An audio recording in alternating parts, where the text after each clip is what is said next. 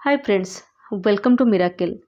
तो वीडियो शुरू करने से पहले मैं आपसे एक छोटा सा रिक्वेस्ट करना चाहती हूँ कि आप चाहे मेरी कोई भी वीडियो देखें या ना देखें कंप्लीट, लेकिन इस वीडियो को ज़रूर एंड तक देखिएगा, क्योंकि इसमें एक मैं बहुत ही खूबसूरत स्टोरी आपके साथ शेयर करूँगी जो कि मुझे सडनली याद आया। मेरा कोई प्लानिंग नहीं था, शेड्यूल नहीं था इस महीने कुछ मतलब ऐसे स्टोरी शेयर करने का या फिर कुछ भी।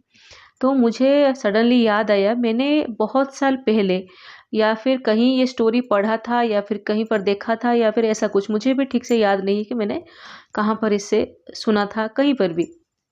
तो बहुत सारे लोग आप देखेंगे कि लाइफ में हम जब भी कभी प्रॉब्लम में पड़ जाते हैं, बहुत सारे लाइफ में प्रॉब्लम आ जाते हैं, तब हम सोचते हैं कि सच में भगवान है।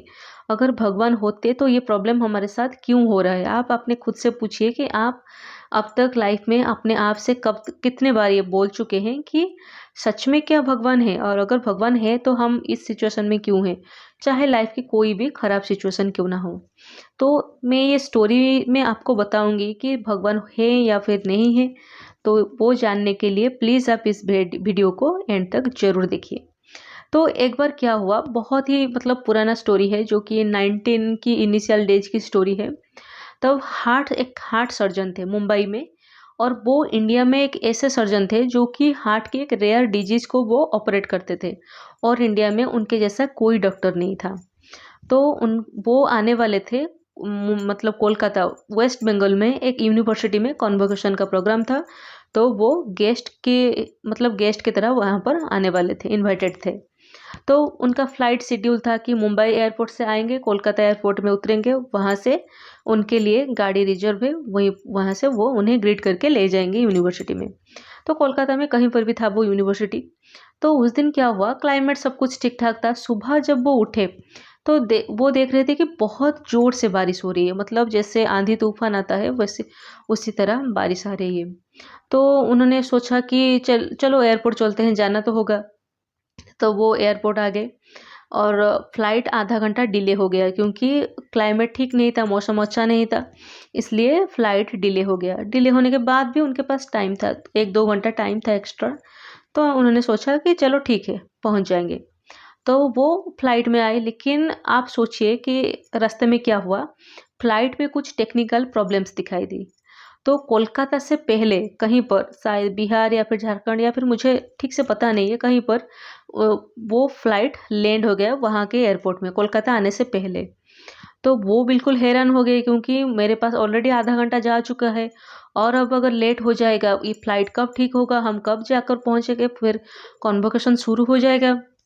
तो कोई ऑप्शन भी नहीं है, क्या करेंगे। तो वो बाहर आकर सोचने लगे कि मैं क्या करूं।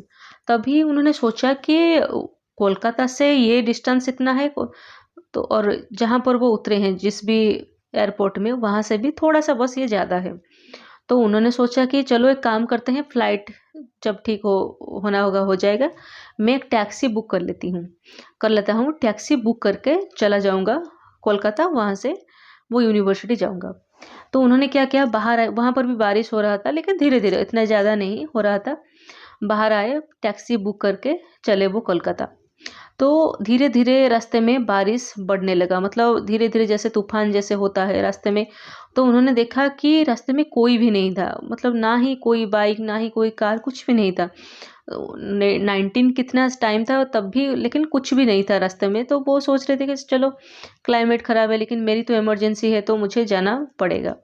तो वो आ रहे थे और रास्ते में देखा कि एक रास्ते में उन्होंने, ड्राइवर ने बोला कि सर हमें शॉर्टकट ले लेते हैं, यहीं से अगर जाएंगे तो हम जल्दी पहुंच जाएंगे यूनिवर्सिटी में। तो उन्होंने कहा चलो ठीक है, मुझे तो यहाँ के रास्ते के बारे में कुछ पता नहीं है, अगर तुम्हें पता है तो चलो। उन्होंने कहा नहीं नहीं सर, आपको मैं पहुंचा दूंगा सेफली, आप टेंशन मत लीजिए।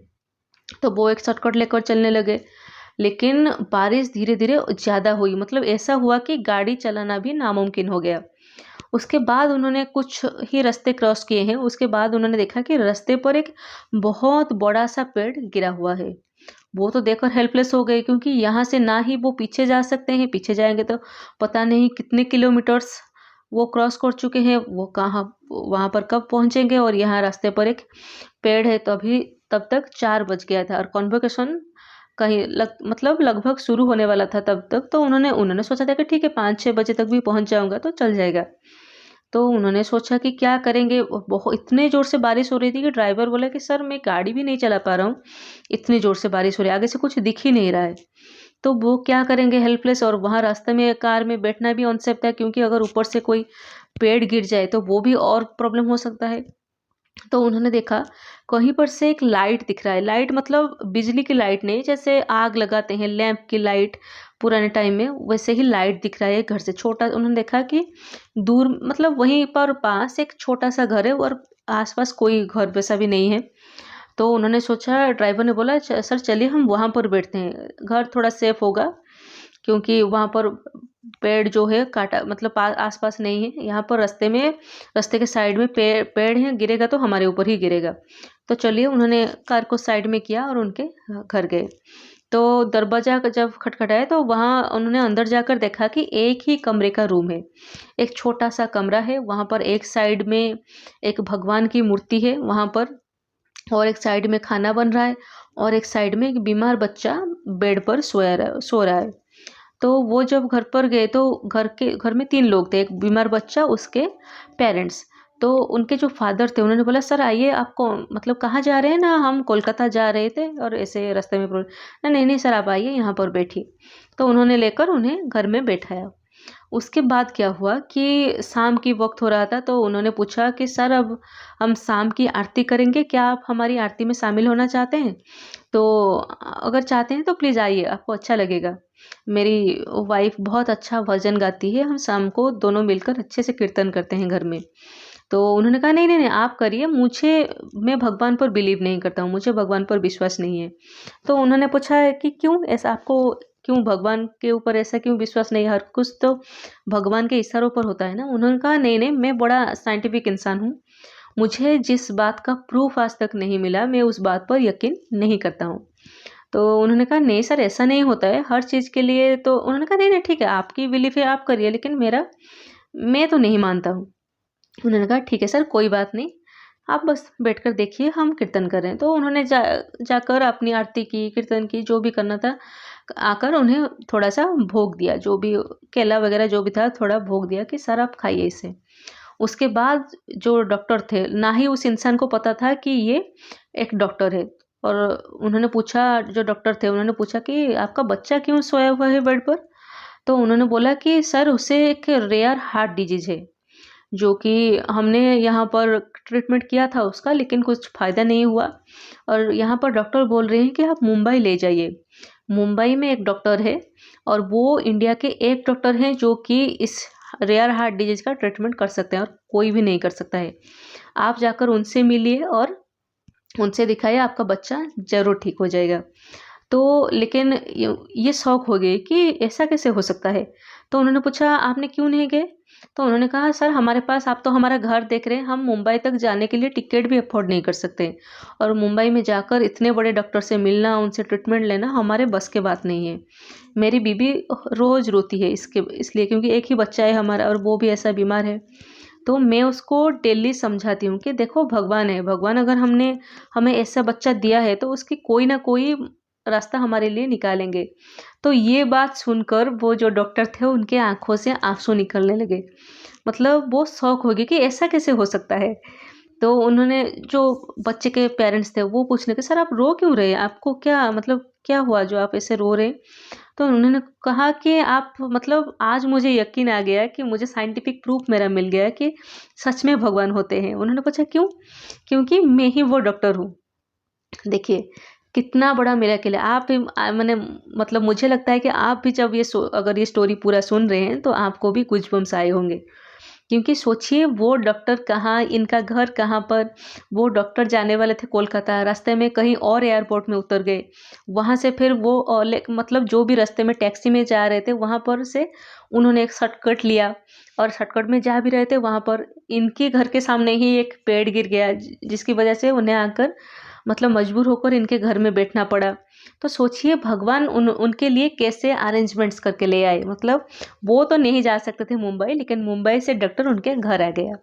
तो सोचिए भगवान के ऊपर विश्वास रखना। मैं इस वीडियो मतलब ये स्टोरी का मतलब ये है कि लाइफ में कभी भी मतलब जो भी जितना भी बुरा टाइम आए जैसा भी आए, लेकिन भगवान के ऊपर जो ट्रस्ट होता है, हमारा विश्वास होता है, वही हमें एक ना एक दिन हमारे सल्यूशन के पास मिला ही देता है।